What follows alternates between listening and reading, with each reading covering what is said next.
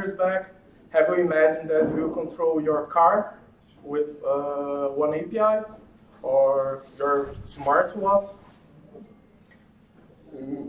5 years ago, I was thinking about, oh, it's amazing, these apps inside this Nokia without Android, but I didn't learn Java at that time to try to make anything that.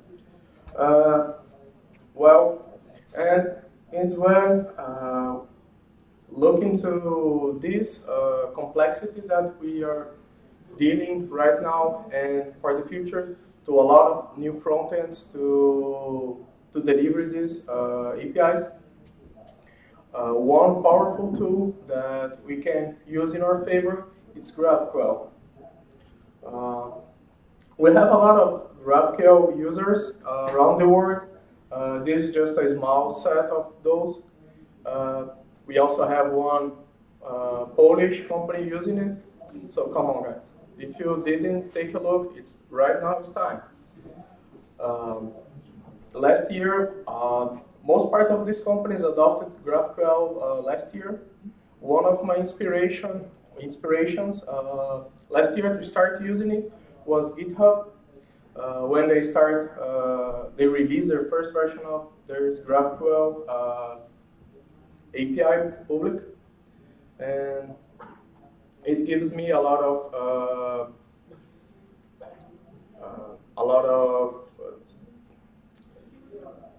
ideas about how I need to build my own API with that. Because back in March last year, we didn't have a lot of contents regarding this topic. It is quite new, so most part come from the GraphQL.org website and others, other mediums, blogs like the Apollo team and just others around the internet. Mostly I found this articles from Twitter, and now they also have a GraphQL API. Well, in this talk, I will talk about some pain points that I had when I started implementing this GraphQL service in one freelance I had. In that time, we already had a REST service working, but it was not made for our main client. It was a front-end mobile application with React Native, and basically the REST service just returned the whole data, the whole resource from the database to the user. And here is not a big issue, but our target was in South America, and there, if you really want mobile, if you want internet on your cell phone, there you need to pay a lot. So each bit we save for the end user, it's good. Most of the users in Brazil, as an example, have 30 megabytes per day. And we need those 30 megabytes. We need to send GIFs and memes on WhatsApp. So come on, we need to save those bytes. One of the first challenges I had was to change my mindset from REST to this new way to modeling my service. One of those main points that give us the chance to put this REST service to rest was that in the same time we need to rebuild the API and make the front end work as well. And we had, for the first version of the MVP, we had just 1 month. So I basically study overnight about GraphQL. I read at least twice a day the GraphQL.org documentation. And in the end of the first week, I could write my first schema.graphql, describing our resources, how to connect those, describing the pagination, that it was a little bit different that we are common using. because they use, if you use relay that time, relay is a client library for GraphQL. They force you to use, oh damn, I forgot the name. They force you to use, it's not the pagination is not about just the pages itself. You need to point the last resource you found to retrieve the new ones. They use a cursor approach for this pagination. Well, okay. Given that in mind that we need to put all the front-end work at the same time we are developing the back-end, this feature of GraphQL mocking helps a lot, because you can just describe your schema, and with GraphQL it's just a set of requirements that you need to fit. Everything else you can just choose whatever you want. I know you describe your types and relations between types, but it has to be a query, a root query, always. Yeah. You have this root query, and you also have a root mutation. So you describe all your resources inside this query, and also all your mutations inside this mutation. Yeah, and how to batch, for example, if you, okay, assuming that from this root query you should be able to request any let's say combination of your entities and relations. Yes, you can. Okay. Normally the GraphQL client, when you dispatch this, if it's not in the same query, but you dispatch 2 calls for query, the client will batch this request to you as well. The client or the server? The client will batch to call. As example here, I can send these 2 queries to my backend, and depending on the client, it will batch to just 1 request. So you will have only 1 request incoming to your server. And when it finds the GraphQL part in your server, it will split it, it will resolve it without problem. Okay, that's good.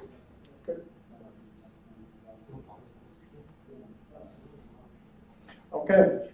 As I said, we have a really big schema, and assume it's really easy to have just 1 schema to manage all your resources, but when you have like 30 types plus the inputs to your mutations, plus the interfaces, plus the enumerators, it starts to be complicated to maintain this. The first approach one of the guys of my team suggested was just, okay, we can export a string and import it in GraphQL tools. And we just separate our schemas in smaller files and concatenate all of those in this file, and we'll be fine. But it can be a mess at some point.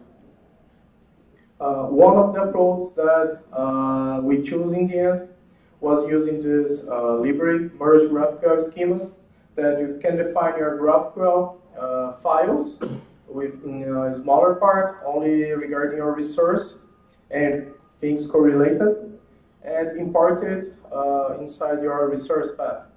And it will load all those, merge it, and return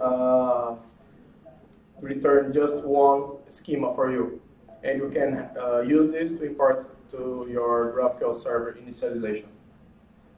This is the example how we use on our case. Note this first, schema.graphql. In this case, we use this file to have all the default implementations, like the main interface or other types that cannot fit in any other resource. So we use this first one to have these types or other stuff that cannot correlate to any other resource. Before moving, any notes about this? Okay. We have two most important things when we are building any service, the authentication and authorization. In this first step, regarding authentication, GraphQL basically don't care about how you implement that. It's not about GraphQL concern, how you will use this authentication. So if you are using Passport.js to before in your REST API, you can still using it. It just need to be a middleware executed before the GraphQL middleware in Express case. So in my case, we use basically a JSON Webtoon solution. So we have this middleware first, resolving if checking the header and if the JSON Web Token is valid, and after that we found the user from our database and pass it from.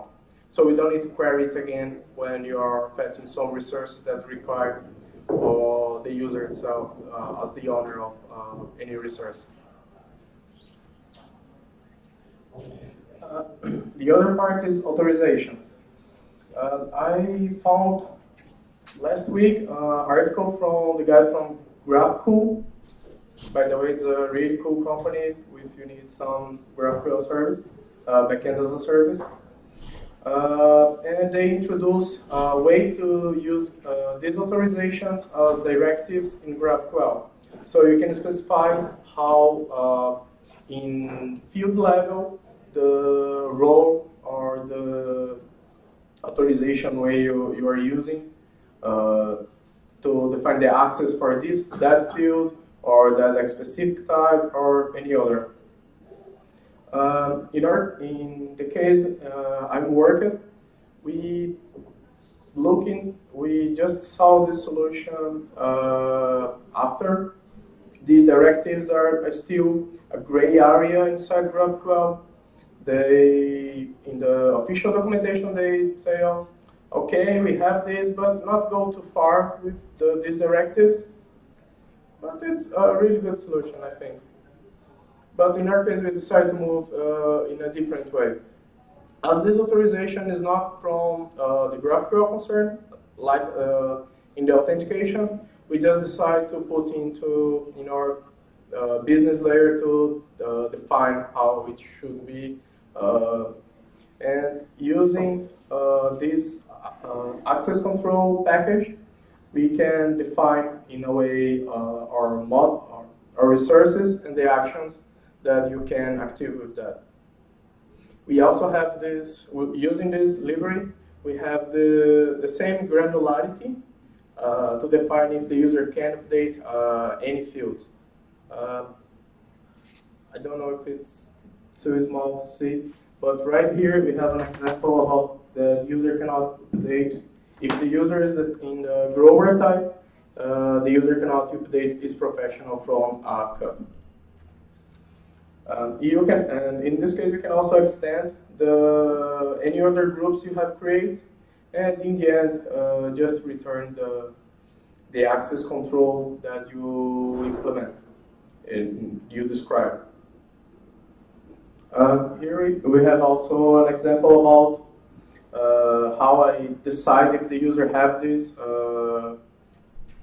if the user can do any action in this resource. It's an implementation about that. There's not too much secrets, but the part that we use to say that the user cannot access that field or update that field is in this part when you check this blank in front of the name of the resource. It's also it is supported by the library, but they just give you a way to structure your access control model, not the implementation itself. But as you can see, not so complicated to implement it. They provide this can function, you pass the role, you pass the action, and the resource itself, and they decide to you if you can or not do the action.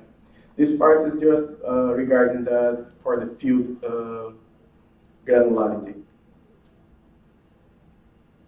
Any questions about authentication and authorization here? Come on, it's one of the most interesting parts. It's not part of the GraphQL, basically. No. You just suggested a way to manage that. Yes, yes. They. So I'm asking because the presentation is about REST versus GraphQL. No, it's not about versus, but showing some of the pain points I have when I was trying to move from the REST implementations and the thinking we have, in the case the team had before, and how these important parts of any solution we implemented around our GraphQL solution. Right. Okay. Sorry for the confusion.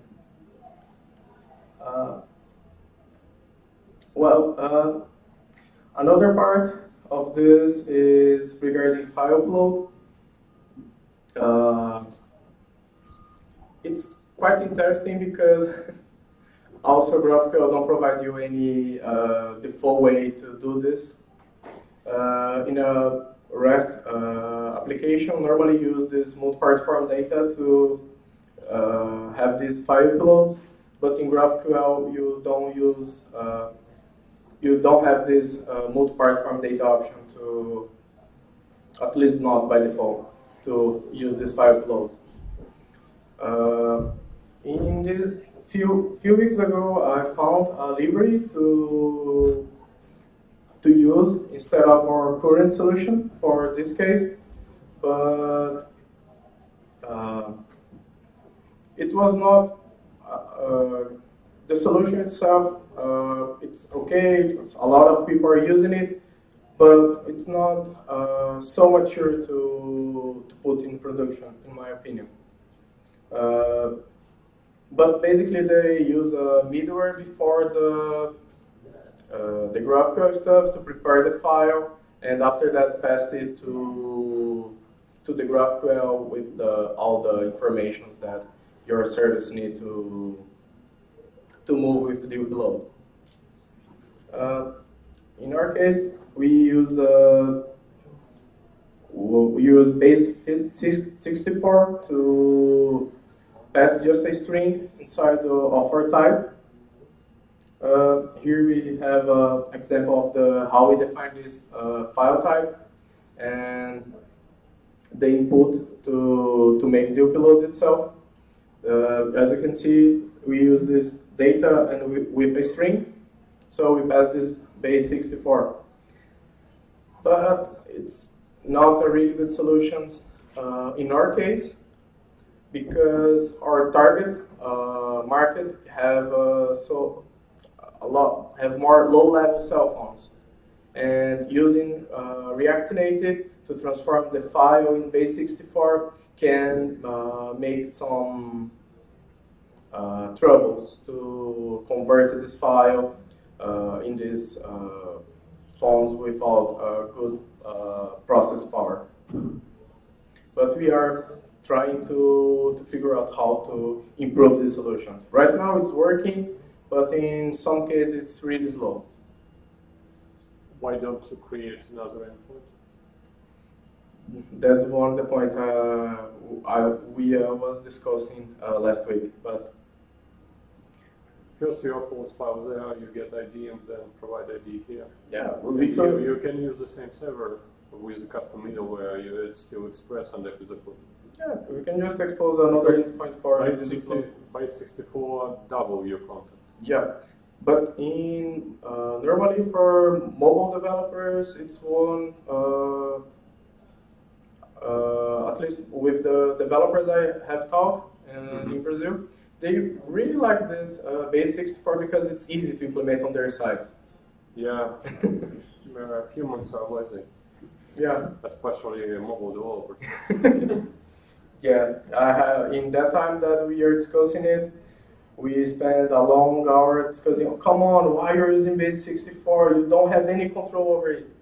But they just, okay, but it's easier, and we don't care about that. Okay. It was basically their comment.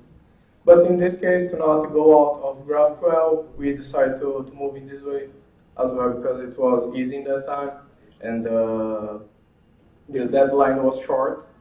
Yeah. If it works, it's good. Yeah. So I have a question. So, as I understand, the main reason to use GraphQL was to reduce amount of bytes moving between devices and server, right? One of those. And base 64 is the one of the worst case in this case because your string became much bigger. Yes, but it is not the main action of the app itself. But it will increase size, I think, into double. Mm-hmm. Yeah, in some cases it is. But as I say, in our case, it was not the main action of the app. It was implemented not for the MVP, but for another phase of the project. So we are really looking to another solution to substitute this one, because right now in most of the countries in South America that the app is running, they have this problem with slow networks and this size. Slow network, it's a bad network? Oh, sorry, yeah, slow network, not small. Okay, and so it looks strange because if device is slow, it's not top devices. Mm-hmm. Why use React Native? Because it's slow. It's React not Native so good is slow. It's as native application. Yeah, but to have a native application, you need to have a developer that knows both iOS and Android. Yes, of course. Yeah, but in a startup company that were outsourcing the developers. I'm pretty sure in South America, if it's not so rich, in this case, most users are Android users, right? Mm-hmm. Most in this case, startup may use only Android version and check how it is going on. And if it is good, then prepare good iOS version. Yeah, but in this case, it was defined by the customer itself. Okay, another case, it's regarding caching. In this case, we have using a solution for solving not solving cache itself, but resolving the n+1 query into our database. Because when you have a schema that can fetch deeper into, as example, fetching more than once the user, the same user, because the user is inside other resources that you're fetching. If you did implement any strategy, it will fetch to your database as many times that you have this action. And in this case, one of the most common solutions to solving this is data loader. That it will cache the values that you already fetched from database, and in some cases it will bundle. It will make it in batches. To not fetch like you will fetch the user by ID 3 times. Instead of making 3 requests, it will batch into one query to your database. And for implementing this, it's quite simple. You just need to have the one query that can fetch more than one, in this case, IDs from your database, and return it to an instance of data loader. they recommend to use it in a request basis to, so in this case you fetch, you will create a new instance of these data loaders. Every request you have, you will receive, to not mix some old data or other stuff like this. One problem that I discovered when I was implementing this, it is because when you have a promise that call the data loader instance to load the value, the ID you passed, these IDs, when it's batched, needs to return in the same order. So database knows how to resolve the right promise with the right value. So in this case, after some troubles, I need to find a solution, and one of the solutions I found is this data loader sort. You pass the IDs that you receive in the first case and the data returned from your database. So in this case, doesn't matter the order, this data loader sort will return the right order to the right promises. What is the database? In this case, we are using Postgres. Postgres. Yep. Relational. Yep. Yeah, and correct me, fetch all required false. Where's filtering? Filtering is here in the query. This one is to, if the ID is not found, not throw an error. And in this case, sort, this sort function from data loader sort will force it to return a new value in the sequence. So sort is done on the client, and the fetch all will compose the correct SQL with filtering, right? Sorry, can you repeat? I mean, Postgres is a relational database. You need to compose SQLs. Yeah. I use one ORM from Node.js ecosystem to use this, so that's why I have these queries and using this query builder to that. And this fetch all will get this and fetch all. You transform these stuffs in a query to the database and return as a promise. Okay. Okay. Well, here just some tools that I use it to build this. Some I already mentioned, like GraphQL server and GraphQL schemas, but I would like to mention these two, GraphQL Yoga and Prisma. This GraphQL Yoga is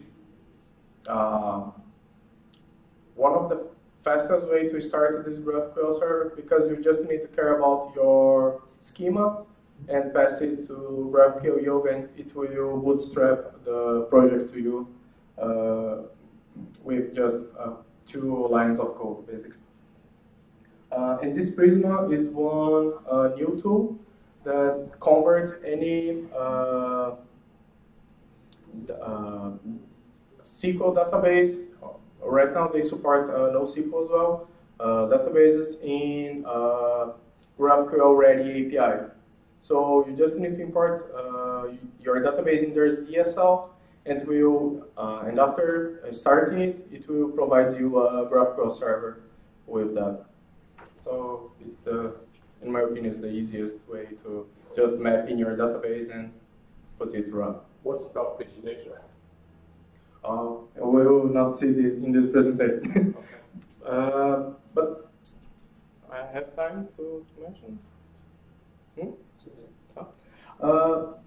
Pagination in GraphQL back last year, when you just have most for JavaScript, Relay and Apollo as client libraries for GraphQL.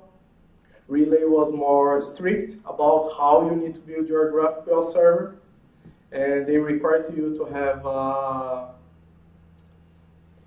this cursor pagination based. So in this case, you need to provide some the schema in there's format to receive in the query itself. If you want to start from the first and how many resources you want to fetch in this case, the last, and the order, the sort, and other parameter. But in Apollo case, they don't. In the first version, they was not so strict. So you can just build the pagination normally by page or using offset, as we normally do in REST services. I can show one example about how our pagination working. No.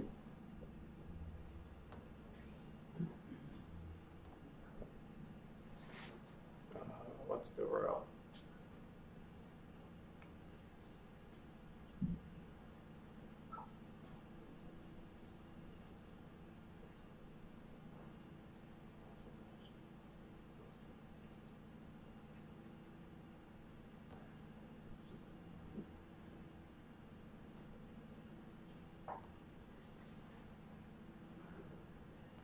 Okay, basically,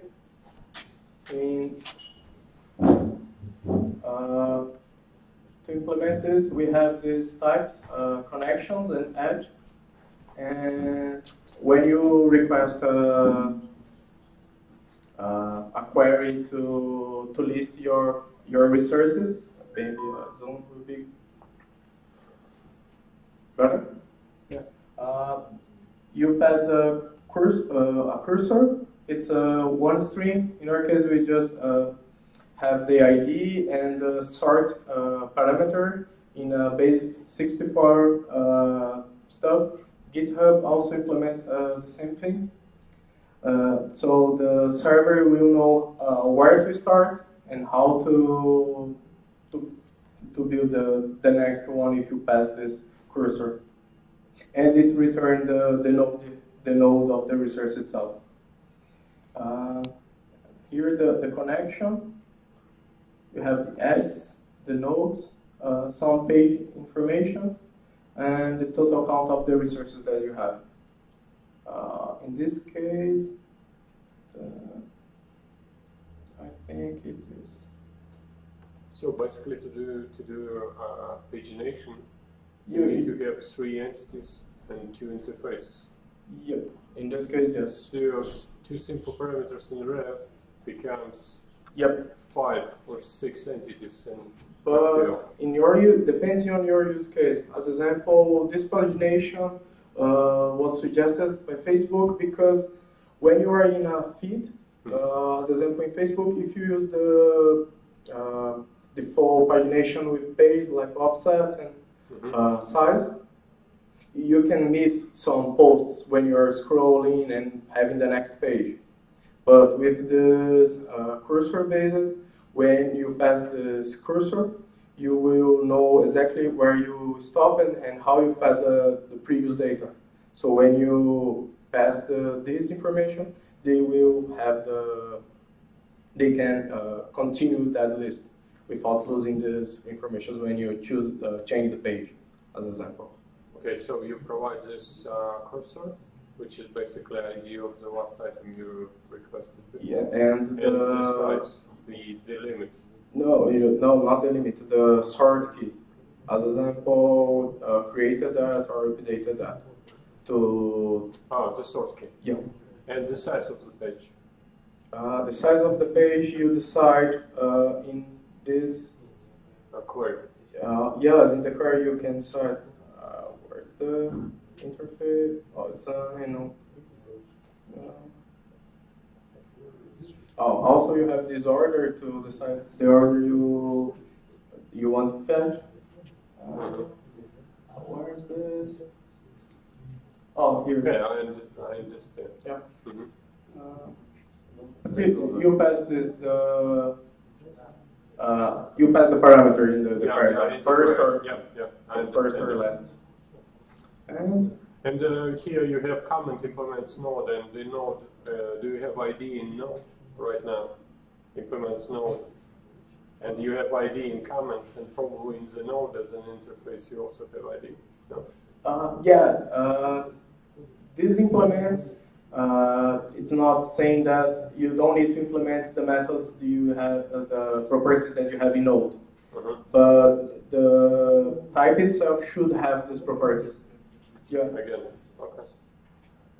I think. And do you feel like that with GraphQL you need to define more entities than with REST, for example? I see a lot of interfaces, I see a lot of auxiliary types like connection, page info, stuff like that. Is it a problem with modeling, with development, the problem of usage of GraphQL? Is it pros or cons, or? Well, depending on the language you are using to implement your REST service, you already need to implement some of these interfaces or other stuff to abstract these parts to implement it. Because with REST, it's almost the same. You have collections, you model your resources, and if the goal is to limit the amount of requests, reduce the chattiness of your API, you just need to have effective patching, like Facebook main API, because Facebook invented GraphQL only for their mobile applications. Yeah. Yeah, and basically they said that, okay, we have screens where we combine a lot of entities on one screen, and this screen needs only this particular data. So let's describe our requests in terms of the screen, not in terms of the data model we have on the server side. And that's how GraphQL was born. And the second point was that they need a way to deprecate the fields and endpoints, and under the hood on the server side, they still use REST, and resolver might connect not to the DB but to the RESTful endpoint somewhere on the backend, because on the backend it doesn't matter how much data you pump from your backend services. You shouldn't be really caring about filtering of the backend services deeper into your infrastructure, and it is the problem in the amount of the data for the mobile network, not for the server side network. Okay. Yep. And you? And probably one more question from my side: how to limit the amount of nested entities being requested? For example, I can have a request which can easily abuse server resources. Yeah. Let's move this answer to the coffee break. Sorry, guys. Yeah. Thank you very much. Thank you. So now we have a short break, and then we continue with our last talk.